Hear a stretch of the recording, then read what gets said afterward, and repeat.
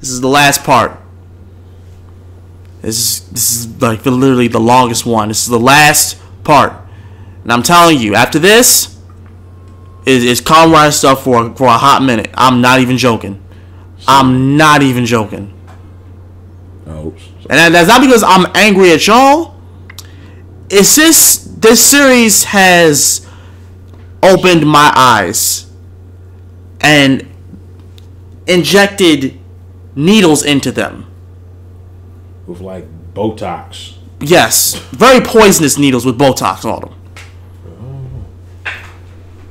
Oh, I saw something. And even though, regardless, Jonathan warned me and everybody else was sending prayers and all this other stuff in the comments, and I appreciate it. I do. We understand. Me being a hard-headed asshole like I am, I said, okay, well, it's not going to be that bad. And then, lo and behold, It was bad. it was bad. Oh, this was worse than bad. I'm sorry. This was just. And what's even crazy is that we're not even at the climax of all this yet. Because we still got to get to the whole Legendary War. Yeah. That's if they show it. Oh, Jesus. That's if he shows it. Yeah, because he might, to avoid copyright, but yeah. All right. Never mind. I was gonna ask a dumb question, but I remembered, so no reason to ask. Okay. But here we go. This is it. This is part 5. Finalito. And thus we begin what can probably be considered the 3-part finale to the show. Possibly only 2 or even 1 part, but I'll get to that in a bit. We begin with Emperor Mavro, which is about the titular Emperor of the Armada arriving and taking charge. He's not happy either. The arrival of his ships destroys the other Armada vessels aside from the flagship as punishment for their failure. You may have noticed that in the screenwave version of these episodes, since I had to cut the theme song on YouTube for copyright reasons, I didn't show a villain for the Megaforce spot. There are 2 reasons for this. 1, because the timing in the song required me to cut someone, and 2, as you may have noticed, Megaforce itself is a little confused about who its final villain is. Part of that is because of the Frankensteining of the show with the 2 Sentais. First Melkor was the big bad, then it was Vrock, then Vakar, then Vrock again, and now this Emperor guy. Considering he's only in it for the last 3 episodes and really isn't any more impressive than Melkor, really, why the hell should I even consider him the final boss? He's just some asshole who has to take over the spot because we lost all the other ones. A fun fan theory was that Gosei himself was the real villain, that Lord Zed or someone else was the man behind the curtain to Gosei's great and powerful Oz. It would certainly explain the spinning fan and dark atmosphere of the command center. But nope, it is indeed Mavro, and since this guy is barely a blip on my radar, he even comes with his own new forgettable flunkies to discard Vakar's slightly more memorable but ultimately underdeveloped flunkies, I see no reason to dignify him with the spot of the guy who we've been building up to for 2 seasons. The Rangers defeat a bunch of X-Borgs, describing them as stragglers, and make it clear that they think the battle is basically over. We've got no more monsters. What do you base that off of? We destroyed the Prince and Vrock. The Armada must only have soldiers left. And they had other minions that you've seen, plus Prince suggests someone else in charge higher up. Or hell, at least an empire of this size and power suggests that other players will try to take their place, even if they're not in the line of succession. And as you see, X-Borgs are still being dispatched to the planet, so clearly someone is sending them. The new royal ships start attacking Citytown. There's hundreds of them. As opposed to the hundreds you've already destroyed with your Megazord. Despite the name of the episode being Emperor Mavro, it's really about Damaris getting a chance at redemption for failing to keep the prince safe. That's Damaris. Who's that? He's the most powerful warrior in the universe. Yeah, pity we never saw that developed. Spoilers, he's destroyed in this episode. The most powerful warrior in the universe! You know, I saw that coming too. On that title even more, but if he's that powerful, why isn't he the Emperor? The bigger issue with this string of episodes, and the series overall, as I've suggested throughout this overview, is that it's just a sequence of fight scenes. They're impressive fights, I'll give you that, but this season has been that for the most part. All fight, no substance. Yes, there have been character-focused episodes, but it's not like we saw an arc for anyone except for Robo Knight. Otherwise, the focus is on fighting and fighting and fighting. And I'm sorry, but unless it's just an effects reel, I really don't care about the fights if I don't care about the characters. Though sure, they're likable enough as they are. It's one of the reasons why I think this is still better than Overdrive. It's just I'm so utterly bored.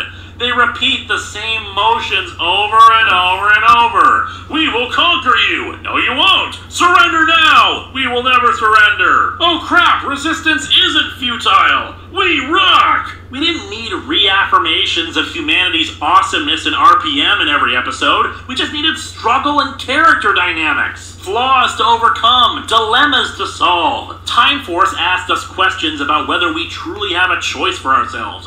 Wild Force had our Red Ranger struggle to show compassion in the face of a harsh world. Jungle Fury believed in redemption and moving past guilt.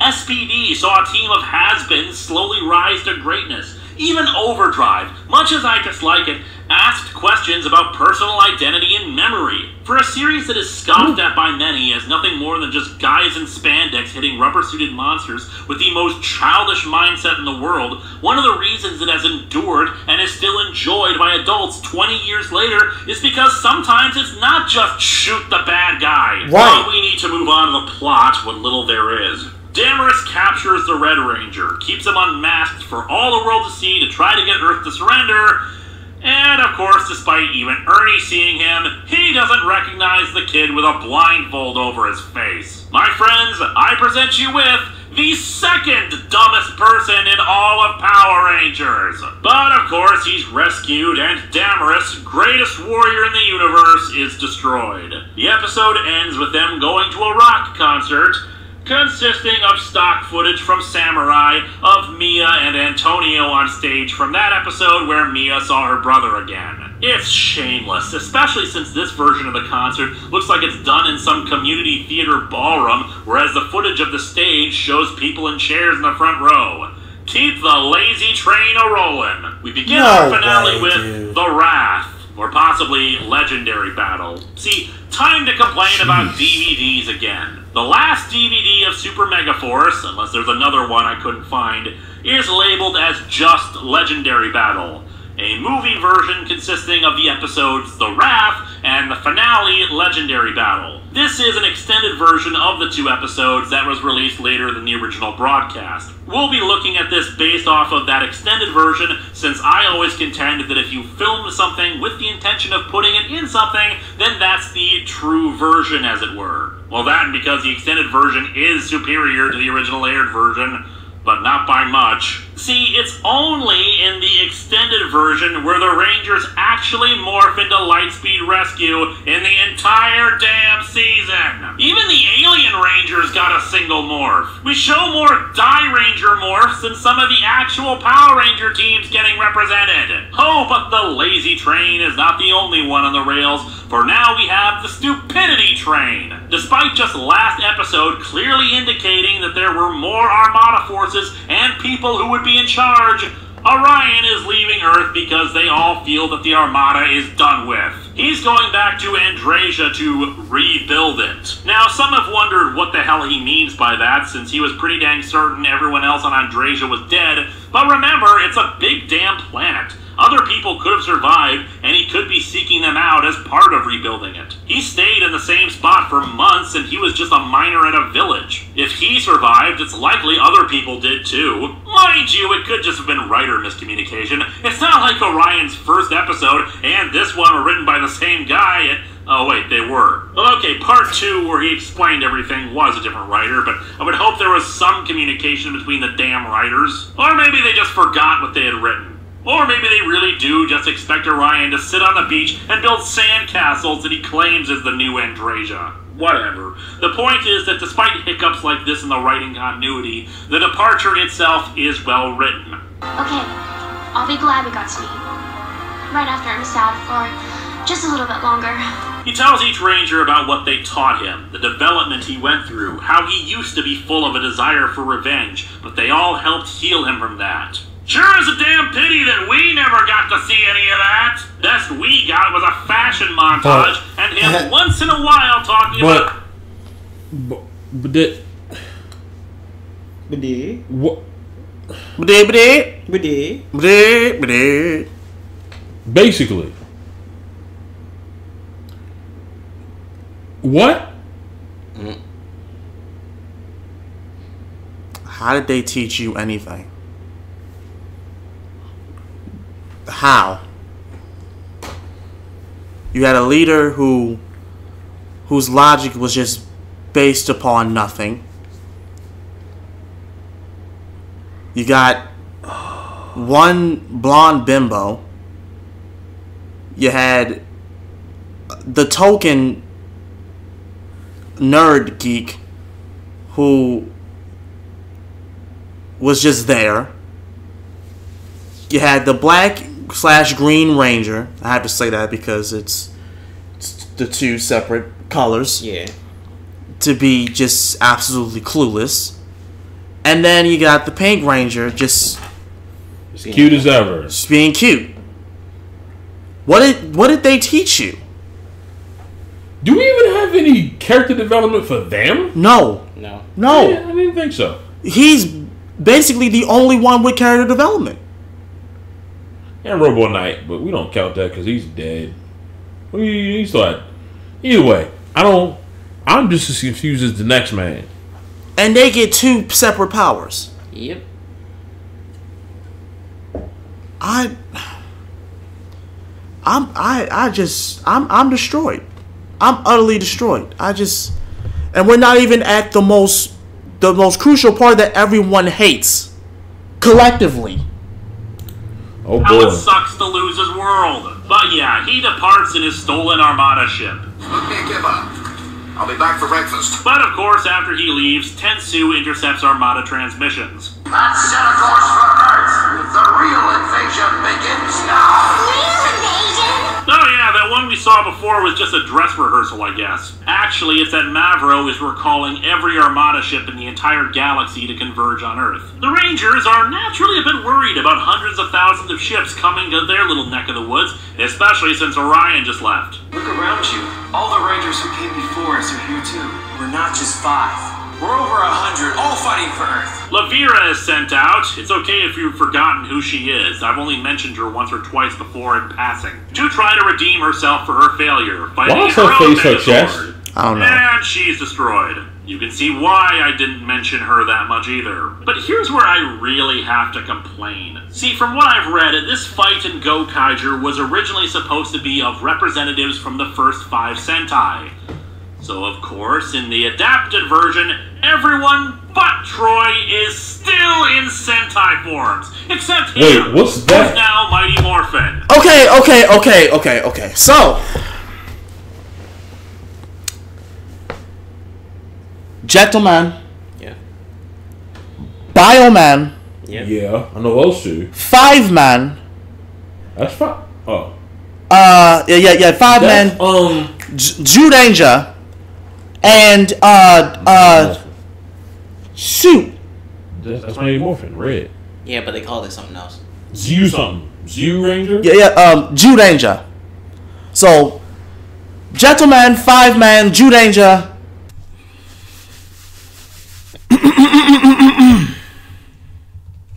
Okay, while I have the power to edit this, let me correct my mistake because I was wrong from what I just said, naming those different ranges of the different Sentai. Okay, so as follows: the Sentai Rangers, the Green Ranger was from Flashman, the Yellow Ranger was from 5-man, the Red Ranger, of course, was Mighty Morphin Judanger, the Black Ranger was from Changeman, and the Blue Ranger was from Maskman. I apologize in advance. I am sorry. Please forgive me.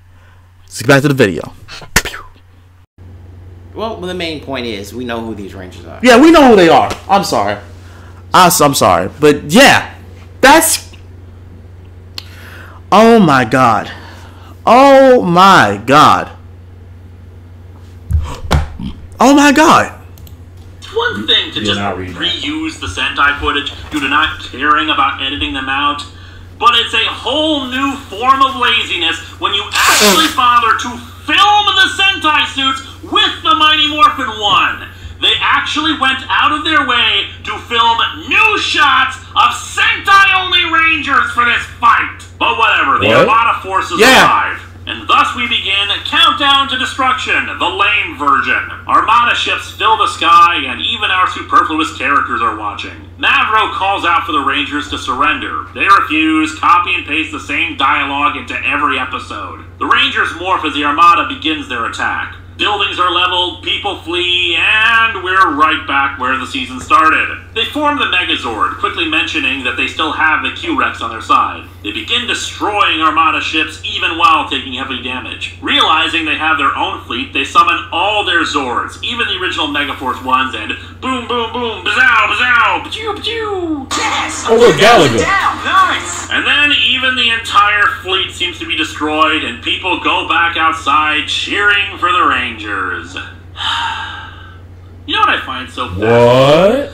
You'd think 20 years later, with the evolution of television programs from the early 90s to today, that things would be better. The presentation would be vastly improved from what came before. As time has passed, this show itself has developed. Some seasons being more serialized than others. Some with a very clear end point in mind for them. Internal character development for as many of the people on it as they can. Bulk and Skull's evolution over 6 years. And then we get to this. No serialization. Terrible writing. Little, if any, character development. Cheap attempts at nostalgic imagery. And yet not understanding why those elements actually worked. Why people actually cared about them. And why they're still talked about. This is not me being a fanboy for all the very original stuff. As I've said, In Space is my favorite season. The one that ended that era. The original show had tons of problems. 30-year-old teenagers. The episodes were ridiculous and formulaic. Huge plot holes. The goody-good morality of our heroes that turned them into cartoonish paragons instead of people. And yet it was charming. It was convincing and fully embraced its silliness when it needed to. And when it needed to be serious, it was serious. Very Zed's serious. introduction was 3 episodes, showing how dangerous this new enemy was. But if you really break it down, all he did was unleash a squad of putties and a single powerful monster. And yet, there's more dread and menace demonstrated by these 2 little things than an entire season's worth of Armada ships and X-Borg. Because they weren't treated as something we could destroy in the thousands in a single stroke while rambling about teamwork. And when Zordon gave them new Zords, it was treated with importance. That this really was the next step in the fight, the escalation of the conflict. Instead, it's Gosei randomly handing out Zords and weapons for no other reasons than he felt like it. This isn't a celebration of the history of Power Rangers. It's a mockery of it, an unintentional parody. There is no tension here. In Countdown to Destruction, it actually felt like the world was ending. This is why season finales since then have followed a similar pattern of destruction and overwhelming numbers. Because even if it's technically the same points over and over, there's a real sense of despair and hopelessness to see the base destroyed. And all of them. And mass devastation. Because if nothing is treated like something to be worried about, why the hell should we care about it? I think the only time this wasn't played up to some degree was Jungle Fury. Because they were focusing on character stuff and badass martial arts instead. And it worked. We don't even get that here. It was fine. The Rangers are crapping their pants about the possibility of millions of ships, and in the next minute, well, that was easy. Like it was just one. Like it was Orion intercepts a transmission about the Armada's second wave heading to Earth and turns around, hoping to help the Rangers. That Figured that was second going wave to happen. arrives and the attack begins anew. Their Zords suddenly getting knocked out of the sky in an instant, even though literally less than a minute ago they were blowing up thousands by the second. The Megazord crashes and the Rangers are expelled from it. I am Mavro. You have one last night to savor your despair. And now we enter the actual legendary battle episode portion of the finale. We see various scenes of people fleeing or trapped, and they get some unexpected help. Don't worry, guys, we got this. Oh my god. Oh great, Carter Grayson's here. Give him 2 guns and a bottle of water and he'll take down the Armada in an hour. He's alright. Thank you. Leo, good to see you, but what the hell are you doing on Earth? Hold on. We'll get you out. guys. This is your finale they're ripping off with this episode. It's okay. I'm here to help you. I can't. I'm scared. Oh, hey, Tommy. Good to see you still have Saba. Wait, who the hell's the driver of this vehicle? Or did the kid do this and the Armada had nothing to do with it? Well, enjoy those cameos, guys, and truly this was worth waiting 2 years for. The Megaforce Rangers regroup as we get some more cameos. Damon and West listening in on people discussing their imminent doom, but of course there's no Bulk and Skull this season to tell them the Rangers will save them. Oh, hey, Corone, remember when you caused this much horror and chaos? Good times.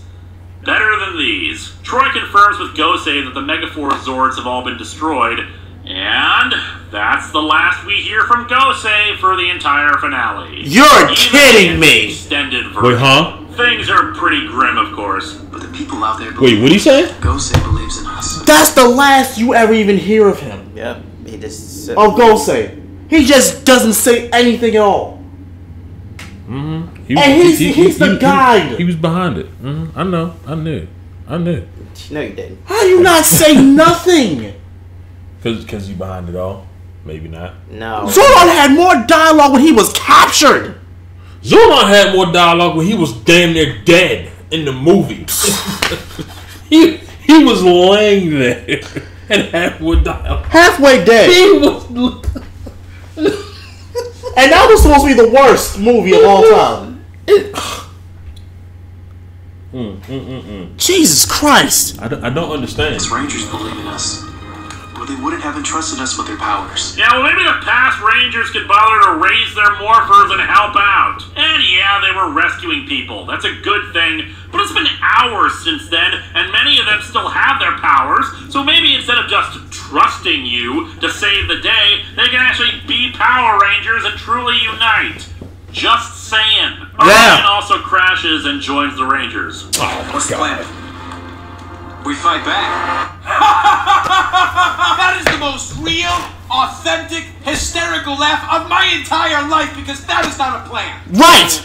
Yeah, I know I used that back in the Samurai review. If they're gonna be lazy with stock footage, why can't I? At dawn, the Armada's legions march on City Town as ordinary citizens start grabbing anything they can use as weapons. But the Rangers arrive to save them from being executed via alien guns. Hey, 2 guesses what their dialogue is. Hint, it has to do with not surrendering. All of you, get somewhere safe.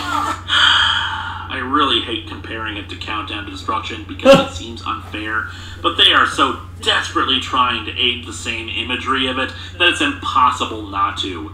It's especially necessary to remember the human factor here. For all of Troy's protestations about humanity uniting together to oppose the alien invasion, we don't see any of that here. We don't have a Bulk and Skull here to rally people to help in the fight, which you would think would just be Mr. Burley and Ernie, give them an actual reason to exist. Nope. But nope, they were just really poor comic relief. Nope. Sometimes. And so the Armada ships resume laying waste to everything. Again. Which means... realizing they need to take down the Emperor. Which means, what ultimately means is that Bulk and Skull are literally the gems of this entire franchise. Because no other human characters did what they did. That makes them special. Congratulations, Bulk and Skull. You're actually special in this franchise. Even without powers. They should make them Power Rangers on, I'm just saying. But that's not gonna happen. Let's continue. Herself, Troy and Orion take the stolen Armada ship to his command ship, while the other Rangers engage Mavro's flunkies. Well, obviously, they just need to pretend to be part of the fleet. Maybe pretend to be returning from a patrol and... or you could just be shooting at everyone and say your shields are holding to explain why the hell the thousands of other ships around you can't blast you out of the sky. You know, it just occurred to me that this episode is kind of stupid. To compare again to Countdown to Destruction, the reason Andros was flying up to the Dark Fortress was because his sister was there. He had a personal stake in all of this. What's going on here? Troy and Orion are going to a command ship to stab some dude named Emperor Mavro who, in the majority of shots he's in, has been sitting down, leaning on his hand, and looking utterly bored. I know the feeling. Anyway, they crash into the command ship and storm the bridge. Is that supposed to frighten me? You two are so pathetic I don't even need to stand to defeat you. God, even the That villains was- are lazy. Hold on. That was the greatest part of this whole thing. That was the best part. I don't care. That was the best part. That was the best part. He sat back down. That was the best part. I'm sorry. That was the best part. That was the best part of the whole He thing. sat right back down, man. Fuck y'all. Greatest dialogue ever. The two of y'all can't beat me. I'm gonna just sit back down. Fucking weirdos. Was impressed by being able to hold them off while still sitting. However, eventually they force him to stand, and Orion distracts the Emperor while Troy somehow learns how to control an alien spaceship and turns all of the ship's guns on every other Armada ship. And so, it was wrong. comparison again. Our Red Ranger tearfully kills the beloved mentor of several years of the franchise, Right. in the desperate hope that his sacrifice will eliminate the forces conquering the universe, turns bad guys good, and hopefully save the life of his beloved sister who has been mortally wounded while under mind control. Or a guy more robotic than the actual robot on the show manages to take control of a single ship's guns and destroys thousands, if not millions, of enemy ships rather conveniently in the span of a single minute. Truly, this is deserving of legendary status. On the ground, the flunky is destroyed while on the command ship, the Rangers blast the bridge console to send the ship crashing to Earth. Fortunately, they manage to escape with the in-space forms, riding galaxy gliders. Once again, not even trying to hide where they ripped this off from. But it's not over yet. In the original broadcast version, Mavro died with his ship, but in the extended cut, he survives and challenges the Rangers once more. The dude is still saying he's gonna win, even though his entire fleet has been decimated and all troops under his command are gone. We can't afford to hold anything back. Let's go all out. Every power, every mode we've got. It is pretty cool to see a blitzkrieg of modes, and as I said, this is where they finally do a lightspeed morph. I could be pedantic when they do legendary battleizers, and note that like none of these are battleizers, but whatever. Semantics when they've done far worse. Dispatch your best efforts! You cannot defeat me! My power is greater than yours! Shut up! They finally kill him as he whines that they won't defeat his army, and we soon see a force of thousands of X-Borgs marching towards them. Probably a combination of stragglers from the ground invasion and survivors from the command ship attack. How can we defeat an army this size? Ooh, how about just like every other time? Just like you just did! Stop trying to pretend this is intimidating or impressive. However, they do soon spot help arriving. Legendary Rangers. Real ones. Now, you guys took your sweet-ass time, didn't ya? And while they do try to prevent there being multiple Tommies in the group shots, they ultimately forgot that there are now duplicate TJs, Cassies, Ashleys, and Carloses in both Turbo and in space at the same time. The Rangers approach, taking off their helmets to reveal the ones we saw earlier in the episode, with the addition of Mike and Emily from Samurai. I won't try to ask how the hell Tommy has the Green Ranger powers again. Take your pick. The legendary Ranger stuff unlocked it again. He got the duplicate coin that had been left with his clone back when the White and Green Ranger fought. It's really not important. You guys power from the archives. Yeah, why were you having those dreams again, Troy? There's a simple explanation for that. Yeah, that's what I thought. You don't have to do it alone this time. We're here to fight by your side. Why don't you take the lead? While, of course, they only assume their regular Megaforce mode because of the stock footage, I do like that they take those forms symbolically, since they don't need the super forms in this fight. I love being a Power Ranger. Oh, yeah. Thanks, Corone, for reminding us you were astronomer. How was that for? I don't know why that was the...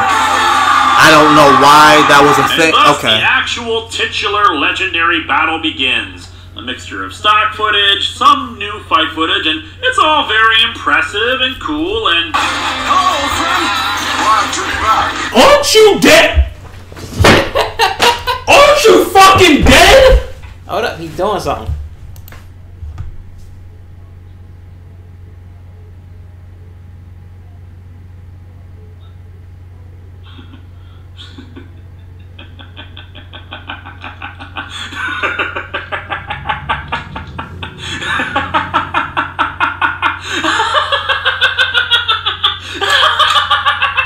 Linkara. Nope. Linkara. I'm joining them. Wait. Linkara, wait. Linkara. Nope. I'm joining them. Nope. What's your shooting? I think you should shoot at anger.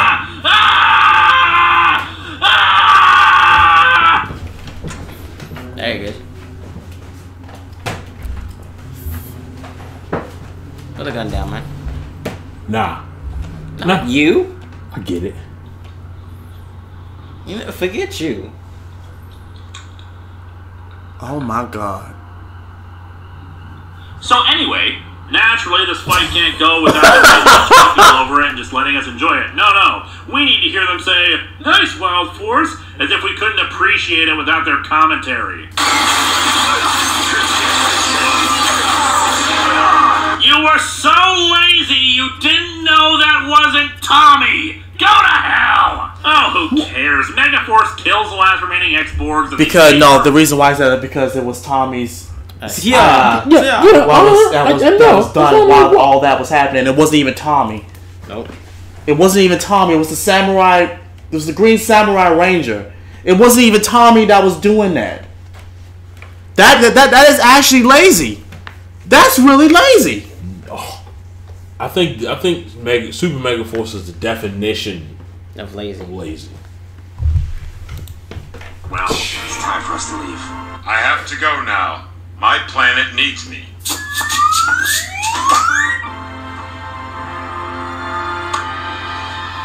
You still got to meet Tommy.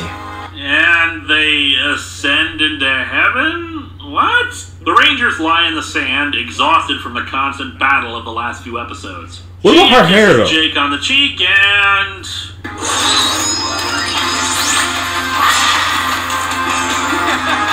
the hell are you doing that for? I thought a Ranger never lets go of their weapon, Troy. Dickhead. That's it. No epilogue. No wrap-up of the characters or Gosei. You're kidding! No reflection on everything they've been through. No. That's Toss it? the sword Yeah, down to the that's it. ground, and we're done. You know, I'd say they rivaled Overdrive for their manufacture. That's it? Yeah. By the way, I want to mention the reason why they did that Ascension up to the sky, because that was in the Sentai series where they all had used the last of their powers to attack the major fleet that was up and that was still there in the Sentai series. Yeah. That's the reason why I did that. But they couldn't they couldn't edit that out so that they would disappear somewhere in some other way. They had to leave that in there. So they literally just beamed up to wherever. That's it, though? Yeah, they all go home. We all go home and enjoy the rest of our lives. La da da da da. Robo Knight was dead, bro. Robo Knight was dead! Yeah. And he came back. I can't even make the argument that they pulled him back from the archives. There's no mention even of the Ranger archives in this. There's no other... Gosei didn't even say anything else. I don't understand. Gosei went back to sleep. Gosei went back to sleep. Never heard nothing about Gosei. Nothing. There's no connection. There's no connection. They weren't supposed to be. I said this once and I'm going to say it again. I'm going to keep saying this. Do not expect us to review any more History of Power Rangers for a while. I'm not saying we're not going to do it anymore. It's just for a while. Because this is just... sad, bro. This is depressing. Y'all have any idea how depressing this is to me? This is hurting my heart. I didn't know about any of this. I want to make that clear. I did not know anything about this. Not one shred of me in me, of whatever that is in me, wanted to say, well, let's see how they did it with Megaforce. I never said that. Never did I say that. Jonathan is half asleep because of this bullshit. Pretty much. He is asleep. This is And I don't blame him. Because guess what? He's watched all this. He doesn't need to partake in this. And being the friend that he is, he tried to warn me about this. He warned both of us. He told us. We ain't believe him. No, I believed him. I believed him. I believed him. I just didn't think it would be that despairingly bad.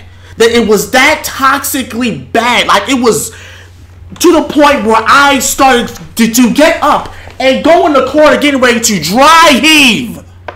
See, this is what friendship is about. This is what friendship is about. He tried to save me. I didn't listen. Robo Knight was dead, yo. Alright, we're past that. I'll say it again. Robo Knight was fucking dead. There's no way he could have come back. They explained absolutely everything just happened. And according to this Ranger series, he's just a robot. He's not sentient. There's nothing about him that makes him spiritual for him to come back like that. Not unless they have a backup of him. But Ghostly doesn't even mention that. Nope.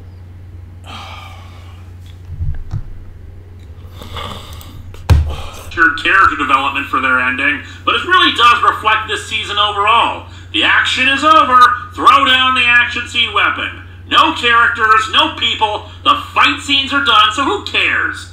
That was super mega stupid. As you can imagine from the last several days of your life I've stolen with this recap and review, I don't think Megaforce is a very good series. Characterization is shallow on the whole, and the writing is insipid, with the same tired repetitions of "never surrender" in one variation or another. The side characters contribute nothing to the series, and the villains are boring, evil for the sake of being evil, and ultimately completely forgettable. This season would just be mediocre on its own, but the fact that it fails so utterly at being a 20th anniversary celebration of the franchise means that it falls into the category of awful. I barely know where to begin with this. But I suppose to be a bit odd, we'll start from the end. From what I recall at the time the show was airing, many were hanging on to it in the hopes that the legendary battle would at least be satisfying for a nostalgia trip, especially with the promise of a returning group of Rangers. Obviously, it did not end up meeting with people's expectations. As I tried to explain earlier, fan service without meaning behind it does nothing but remind people, yep, this is a thing you remember, much like the reference to Angel Grove in Once a Ranger. Simply the fact that they transform into past Rangers doesn't amount to anything. I felt nothing during those moments because there's no associating context to them except for in the tribute episodes. And even then, most of those were botched badly in their storytelling. The lack of any characters from some of those tributes is so terrible in its execution and so heartbreaking in its disrespect that it feels more like they were forced. Hold on. Later thought I had when they referred to them as legendary Rangers, especially with Noah's line about real ones, it seemed like they treat them literally as legends, the equivalent of storybook characters instead of as people who had their own lives and experiences. As far as Megaforce is concerned, the previous seasons were just fairy tales. To do them instead of out of any genuine love for the material. I don't need to repeat just how boring endless fight scenes could be, but we need to talk about the legendary battle itself and, once again, wasted time and effort. If you paid attention to the theme song of Super Megaforce, the shots featuring Tommy's Green Ranger had the visible silver stripe first seen in Dino Thunder. It was pointed out later to the production how inaccurate that was, so they took care to digitally correct it in the actual broadcast. And look, I hate continuity errors like that, but it's really small potatoes in the grand scheme of things. I didn't walk away from Fighting Spirit thinking, wow, an interesting look into Tommy's psyche and the various Ranger roles he's had, but that silver stripe was just the worst! Instead of worrying about a dumb aesthetic mistake, they could have spent time and money having those Rangers do more than just stand around looking stoic or rescuing random people. You could have had more interaction with the Rangers, another tribute episode, getting rid of the Sentai-only teams, something that made more sense. But then again, wasted money is another part of this problem. There is an episode devoted to Tensu losing his memory and going through the city. And while I appreciate time devoted to a minor character, this was time and money spent on something that ultimately meant nothing other than a goofy excursion with no repercussions. It's a glorified filler episode that probably cost more money to produce than just having a past Ranger appear or editing out Sentai footage. It required animators, editors, and cameramen to do location work in the city in areas that they probably wouldn't normally film. And what's most irritating about it is that in a normal season, this would have had the normal balance of American footage and Sentai footage.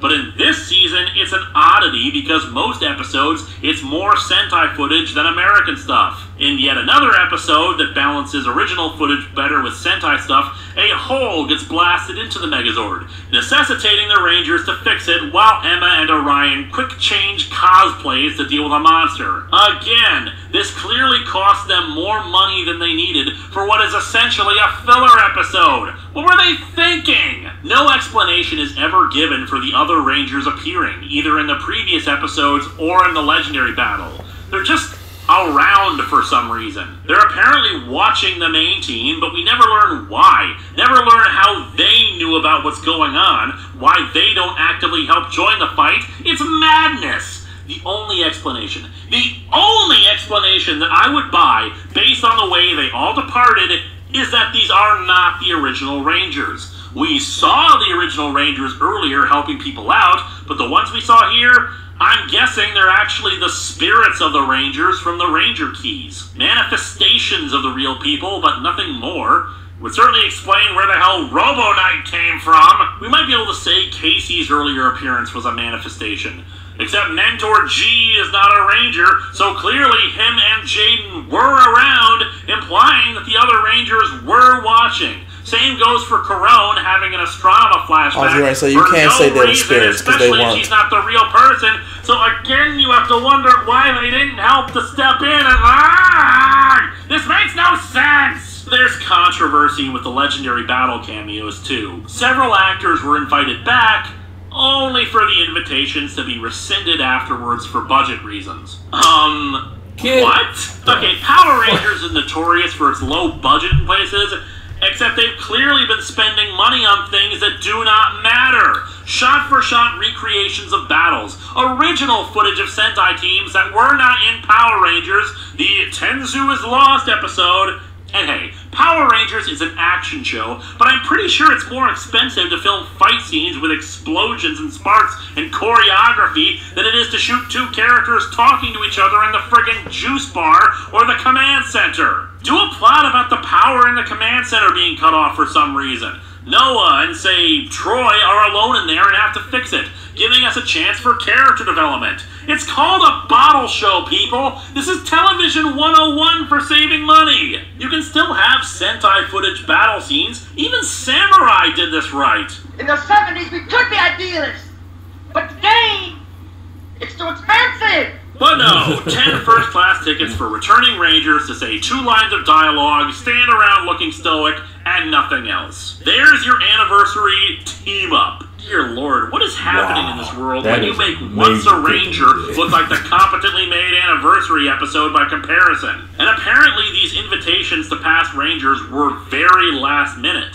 They only went out a month before filming, which is insanity for any television production schedule. Some actors said they would have loved to have come back if they had actually had more time to plan the trip. And again, the very idea that they only sent these invitations out a month before filming is mind-boggling when they knew it was coming. 3 years of planning! And the entire thing feels like an afterthought. And perhaps it was. As I theorized, perhaps they weren't even going to do the anniversary originally. Perhaps originally they had just decided it was going to be Ghost Sager and skip the Pirate Anniversary season, because the little kids certainly won't care. But clearly somebody high up cared enough to make it happen, which instead points to bad management or leadership.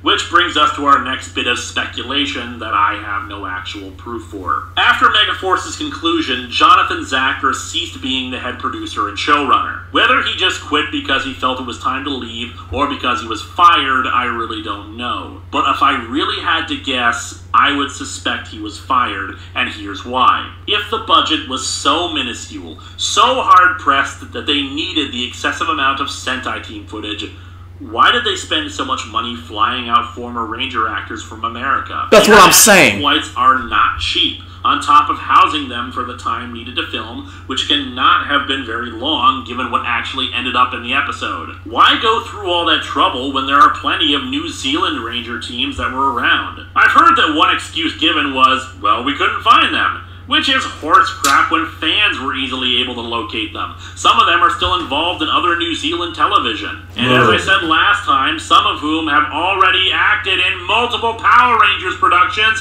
and some of whom they brought back to do voice work. Yeah, Nick Sampson, who played Chip in Mystic Force, did a monster voice in Blue Saber Saga. Hell, even for a more live-action example, as many people pointed out, Grant McFarland, who played our favorite guinea pig mentor in Ninja Storm, was on screen just last season in the Tenjin Gate. These people were around, and being working actors, they were probably available. With the wasteful spending on things they did not need to spend money on, it's not outside the realm of possibility that got Haim Saban's attention. Saban himself is not actively involved in the production of Power Rangers, but what would get him to take notice is spending an excessive amount of money. And as such, I don't think it's impossible that would get him to send Zacher packing and replace him with Judd Lin for the next season. But as I've said, this is all speculation. The constant problem I've had with History of Power Rangers is finding reliable behind-the-scenes information. Despite living in a world of mass social media connections and DVD extras and all the bells and whistles, production of most of this stuff tends to be hush-hush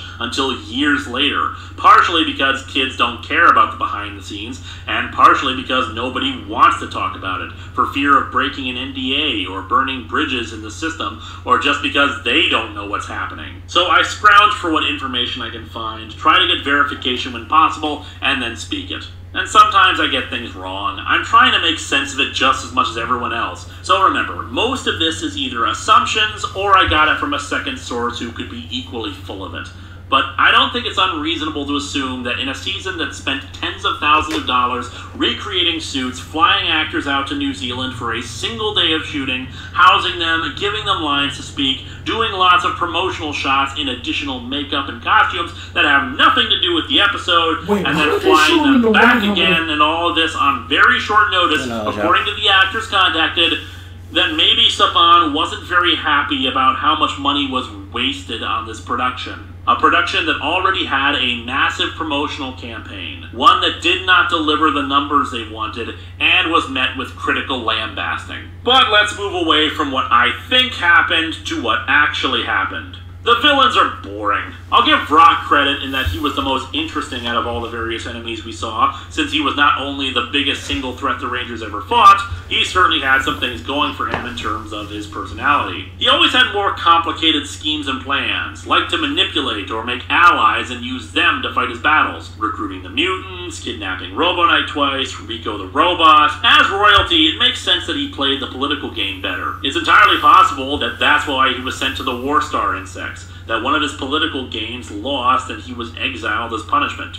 Hell, his plan against the Rangers in Vrock is Back probably would have worked if not for a combination of the Rangers turning Robo Knight back to good and them managing to take advantage of the eclipse somehow, and yet he still scored the only major victory against them by killing Robo Knight in the end. The rest of the evil forces, well, Malkor and Kreepox were boring. Vakar was more interesting in that he had a personality, but was generally incompetent and annoying. Yes, humorous villains can be fine, but probably not the best idea when we're supposed to be taking the situation seriously. They all suck. I'll just say that. Pretty much. They all suck. The generals felt like they needed more expansion, and I honestly don't buy the can't tell compelling stories. In not entertaining, not other shows amusing at all. They just suck. Available to them, and they could have done more to tie in a villain story with a hero story. But instead, it was all fight scenes all the time. And that, of course, brings us to our heroes. Gosei and Tensu ultimately served no purpose but to give the Rangers stuff. None. Zordon at least imparted wisdom and information to the Rangers,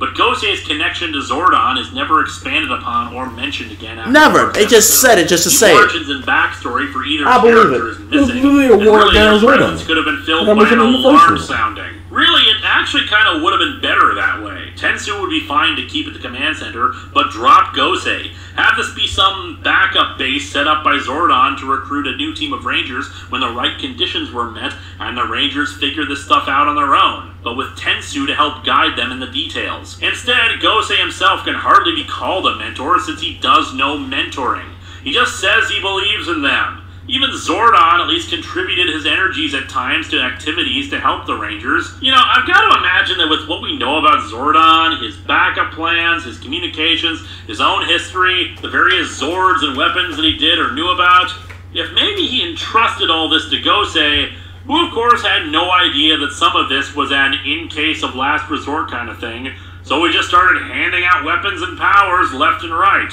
Gosei is just in over his big wall-mounted head. In 2 episodes, he says he gave the Rangers a day off, except of course they don't really have days off like this. The Samurai Rangers at least lived and breathed their entire lives training and whatnot, so it makes sense that they would get time off from their mentor. These kids are already in high school, and we see them having fun and relaxing and enjoying themselves all the time, even during the Armada invasion. And since they have to be called in if there's an emergency, they're still on duty anyway. As I discussed during the recap portion, Robo Knight is the best character, mainly for having an actual story arc. While the protector of the environment thing is goofy as all hell, we see him grow as a person and become more comfortable around the Rangers. He makes mistakes, he actually gets in legitimate arguments with them over their involvement with his activities, and eventually someone who didn't care about human lives caught in the crossfire sacrificed himself to save a single person's life. Admittedly, Orion's not human, but the sentiment was there. Speaking of our other 6th Ranger, Orion sadly was just underdeveloped. It feels like they had a season's worth of scripts laying around for his character development to actually do all those things he talked about in The Wrath to learn from the Rangers, but it never came to be. His story is somewhat similar to Taizan's from Overdrive, Survivor's Guilt, Swearing Vengeance, although in Orion's case, despite him claiming that he's after revenge, we never really see him get angry. The worst it gets is the flashback where he screams no, but otherwise him proclaiming that he won't let Earth get destroyed like Andresia is delivered flatly and without conviction. And why didn't he introduce himself to the Rangers right away? Why wait until after a battle or run away from the others prior to that? Jake has a ton of character episodes on the show, but again, none of it is really an arc or development, aside from Power of 6, where he feels guilty over letting jealousy of Orion get the better of him and cause him to screw up. Otherwise, his character existed to do 2 things: be charming and jokey, or to show he had a crush on Gia. Yeah, however, that the was basically relationship it. doesn't go anywhere for 2 seasons. It's just he is unsubtle about having a crush on her, but nothing is ever advanced until the final episode, if you can even call that advancing. Gia knows that Jake has a crush on her, but just isn't interested, until she kisses him on the cheek at the end for seemingly no reason. There's more development of Mike and Emily's relationship, which I remind you was either so subtle it could be mistaken for friendship, or just said out of nowhere by Scott. Actually, I take that back. There are occasional subtle references to her waiting for him to ask her out, but never taking initiative herself, despite that being against her character. And then a bizarre, slightly freaky moment in The Grass is Always Greener or Bluer, where Noah and Jake get their bodies switched around, and she seems to have the hots for Noah in Jake's body when he expresses some scientific facts. Ciara Hana actually auditioned for Samurai and was even offered the part of Emily. On a gut feeling, she decided to turn down the role, and really that was for the best. While this series was bad at character development, in terms of personality portrayed by the characters through their actors, Ciara did a much better job portraying Gia as confident and in charge of the room when she needed to be, which would not have fit with Emily's insecure self-doubt. That's the thing about Gia. She is given no character focus episodes at all. The closest we get is the episode United We Stand, when a monster turns her and Emma against each other. That's it. And yet you don't necessarily notice the lack of focus episodes because Ciara's performance commands the audience's attention. She just portrays a fierceness through body language and how she speaks. She is completely in control of herself and surroundings, demonstrated in the first episode when she effortlessly catches a book that Emma drops, not even having to look at it. Noah is curious and scientific. He sets up a social network for the school, makes adjustments to Jake's axe, examines a loogie in the first episode, and builds their big-ass cannon weapon for the second season. Despite going viral being an episode about him believing in himself and needing to prove himself, he has a second one in Super Megaforce in Blue Saber Saga. As such, the writers really didn't do anything different from him other than being the smart one. They also had an episode about him not getting humor, which, yeah, sorry, I wouldn't have laughed either at the garbage material in that episode, so I've got to sympathize. It's sad, really, since it's clear if he had been given more meat to this character, he would have been excellent. Emma and Gia are best friends, supposedly have been since they were little kids. Her personality is... well, I hate to say it, but kind of an environmentalist hippie. And I don't mean that in a standard dismissive manner, oh, she cares about plants, what a hippie. No, I mean she seems vapid to the point of airhead status when it comes to the environment. She won't shut the hell up about making the earth peaceful and how, like, it's so peaceful up here, guys, and oh, that flower is so awesome and beautiful and peaceful in nature, guys. She even imagines at one point Earth before humans were around with such a smile on her face as to imply she wants to wipe out everything. What when the they're supposed to be looking for the animarium, she once again is all, the earth is so peaceful up here. Meaning she's not even doing the mission they were sent out to do. According to Gia in United as One, Emma always knows what it takes to make others happy. And then proceeds to ignore people's obvious discomfort, like Jake when he's forced to carry all her crap to a butterfly preserve that he doesn't want to go to. She's also into photography, but only in the sense that she takes pictures of things. We see nothing else of that matter. Really, it's just a way to further her, OMG, Earth is like so peaceful and beautiful. She's an airhead. Be one with nature, you guys. Her mother might be dead, according to Harmony and Discord, since she said her mother would always sing each year when flowers were blooming, and that singing to the trees herself reminds Emma of her. Subsequently, apparently she can sing terrible calm pieces of music that do make the flowers bloom without the assistance of an amplifier for seemingly no reason. Finally, we get to Troy, who is sadly the worst actor on the show. Now, I've seen interviews with the guy where he is capable of opening up, so I don't know how much of this was bad direction or just them selecting the worst takes to go with, but it's amazing how wooden some of his delivery is. This one won't be hard to beat. Dreams are the things humans wish for and believe in. They are the goals each of us hope to achieve. I'm tired. I'm gonna take a nap. It's never been about me. We all fight for the Earth. That fight will continue. My vote. Then again, why does he talk like that? Lack of character other than never give up. According to one interview, we actually did learn some more about his purported hardship that never made it on screen. That the show was supposed to open with him getting dropped off somewhere in City Town by his father in the military, and that he is basically told, you're living with your uncle in this place where you don't know anybody, bye! And we're supposed to get a real sense of why he was so closed off and a bit brooding, with his father's advice being, only trust yourself.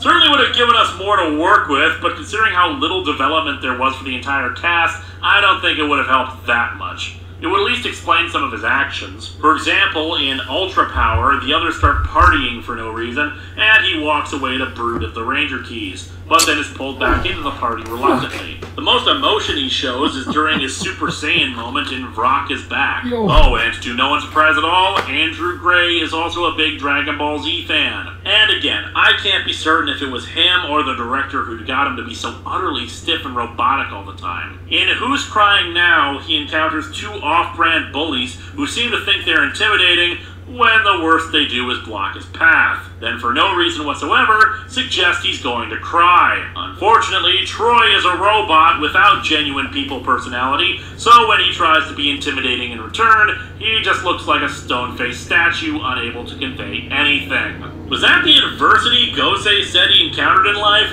People trying to bully him, but unable to because his programming was not designed to resemble the humans? What's funny is that even the cast, according to interviews after the fact, acknowledged the problems of the show and the lack of character development. and they were trying to get the producers to inject more humor and personality into the show. As such, it's difficult to ascribe the failures of this season to any one source. Maybe the writers, but clearly some stuff was meant to go in, so editors are at blame. Well, then what about directors who chose not to include that stuff either? You can't blame one single person for all the problems of the show. You can still blame the show itself, though, for failing to live up to what it was supposed to be, and boy howdy is Megaforce a failure. Here's the real problem with Samurai, and to a greater degree Megaforce, in regards to the Neo-Saban era, or however you want to describe it. Television for children has evolved. We live in a world where shows like Avatar and Steven Universe are able to present so much emotion, depth,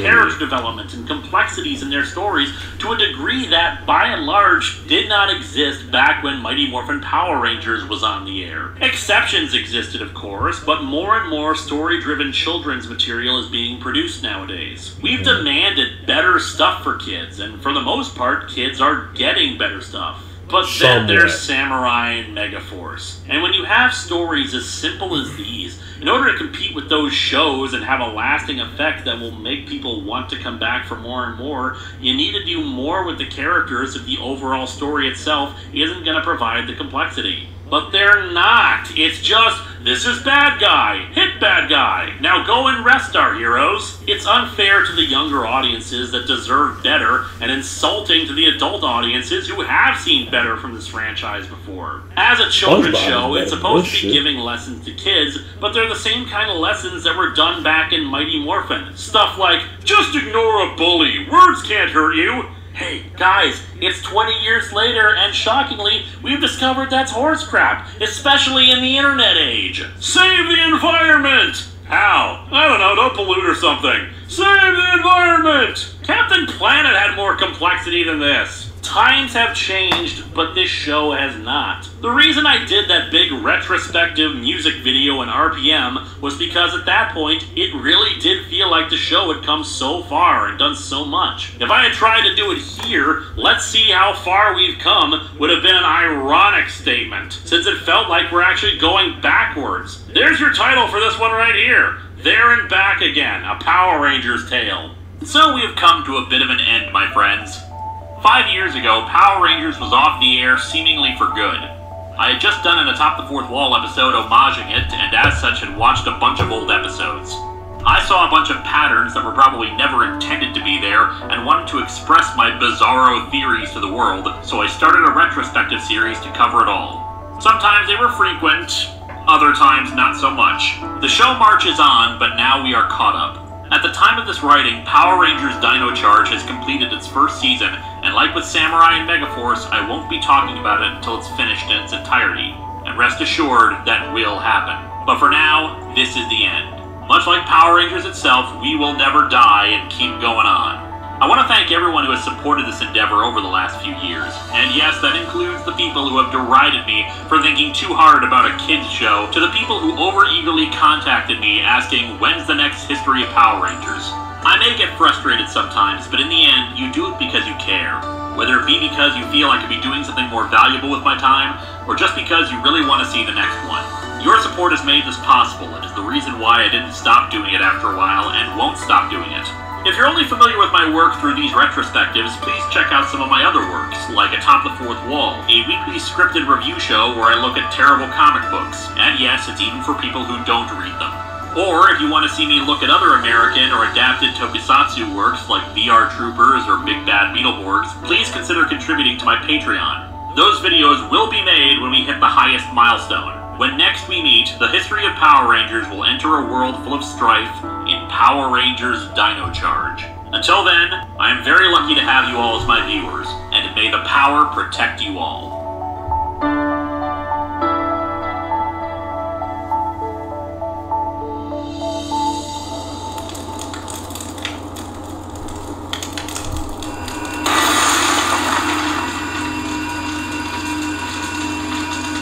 What is love? Why don't you ask Jake? He'll tell you all about love. There is nothing I can learn from him. Yeah. Well, he's not wrong. All right. We did it. somehow, with the help of gin and juice, we were able to make it through Megaforce and Super Megaforce. I will now go duck my head in the toilet. Linkara, I just want to say thank you for continuing to do this. I want to thank you to the people who have been watching our reactions, telling us different, opinions about how they feel about these certain series, these certain shows. I want to thank to the people who have subscribed to watch to watch us in our reactions. I want to thank my two friends, Master Zen and Urban Ninja, for being interested in taking part of this, because as of course we are Tokusatsu fans at the end of the day. Yes. We We have been in love with that stuff since we were kids, and we have continued to love it to this very day. Yes. And it's not even going to be a shocker if we love it to the very end. If there is an end. If there even is an end, which probably will be, because we'll be dead. But not me. I'll be a robot. But goddamn, we made it. We made it. We endured by far the worst of all. Can it get any worse than that? Maybe. Maybe. Don't say that. Don't say that. But you know what? But you know what? That will happen at another time, because now that we're finished this, it's right of time for a good minute. We got a lot to talk about in regards to Kamen Rider. A lot to talk about. An awful lot. So, that being said, it is your boy.